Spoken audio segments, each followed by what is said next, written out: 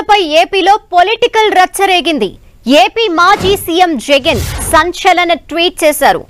ఎన్నికల్లో ఈవీఎంలకు బదులు paper బ్యాలెట్లు వాడాలంటూ tweet చేశారు. న్యాయం జరగడమే కాదు, జరిగినట్టు కనిపించాలన్నారు.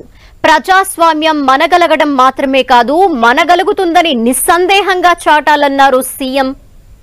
మాజీ సీఎం ఎన్నికల్లో ఈవీఎంలకు బదులుగా పేపర్ బ్యాలెట్లు వాడాలన్నారు జగన్.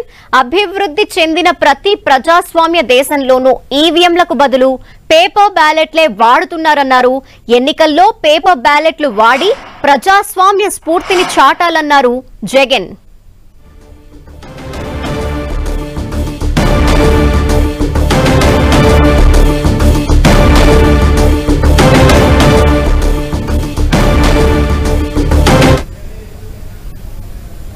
ఈవీఎంలపై మాజీ ముఖ్యమంత్రి జగన్మోహన్ రెడ్డి మాట్లాడటం దొంగే దొంగ అన్నట్టుగా ఉందన్నారు టీడీపీ ఎమ్మెల్యే బోండా ఉమా. 2019 ఎన్నికల్లో 151 సీట్లు సాధించినప్పుడు ఈవీఎంల గురించి జగన్మోహన్ రెడ్డి ఎందుకు మాట్లాడలేదని ప్రశ్నించారు. ఇప్పుడు ఏపీ ప్రజలు జగన్ ని తిరస్కరించడంతో ఆయన మానసిక స్థితి సరిగా లేక మాట్లాడుతున్నారని విమర్శించారు. ప్రతిపక్ష హోదా కూడా రాకుండా రాష్ట్ర ప్రజలు వైసీపీకి తీర్పిచ్చారని చెప్పారు. దొంగే దొంగ దొంగ అన్నట్టుంది జగన్మోహన్ రెడ్డి మాటలు.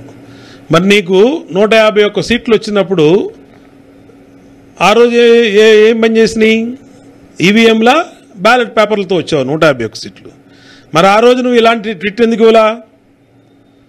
ఎందుకు నీ గెలుపుని అనుమానాస్పదంగా చూడలా? ప్రపంచం మొత్తం చూసింది అనుమానాస్పదంగా ఆ రోజు.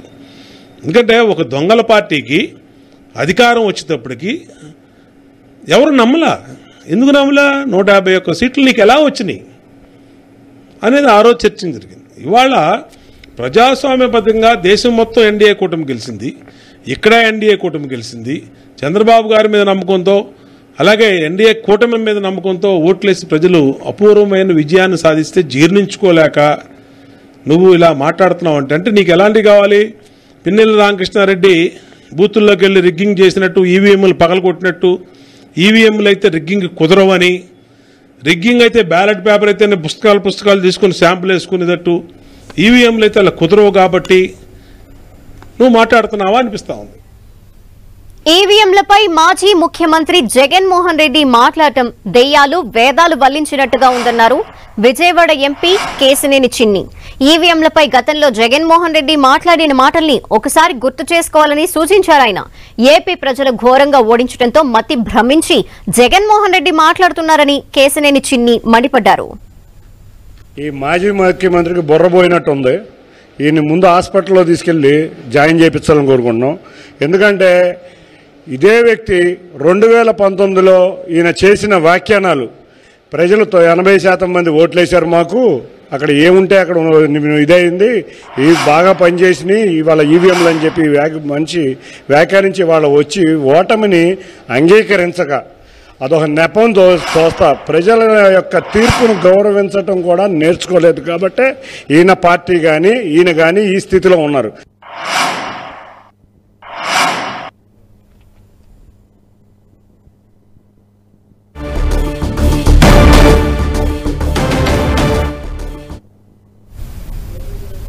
ఈవీఎంలపై మాజీ ముఖ్యమంత్రి జగన్ చేసిన ట్వీట్లపై టీడీపీ నేతలు తీవ్రంగా స్పందించారు. జగన్ రెడ్డి నీకు 151 సీట్లు వచ్చినప్పుడు అది మీ విజయమా అంటూ బుద్దా వెంకన్న ట్వీట్ చేశారు. అదే మాకు వస్తే 164 సీట్లు వస్తే ఈవీఎంల గురించి మాట్లాడతారా అంటూ ప్రశ్నించారు ఆయన. జగన్ పులివెందుల నియోజకవర్గానికి రాజీనామా చేస్తే బ్యాలెట్ పేపర్ విధానంలో ఉప ఎన్నిక పెట్టమని అందరం ఈసీని కోరదామన్నారు బుద్దా వెంకన్న. ఆ ఉప ఎన్నికలో అసలు గెలుస్తారో లేదో, మొన్న వచ్చిన మెజారిటీ అయినా వస్తుందో రాదో చూద్దామన్నారు. ఇకనైనా జగన్ చిలక జోస్యాన్ని ఆపాలని సూచించారు.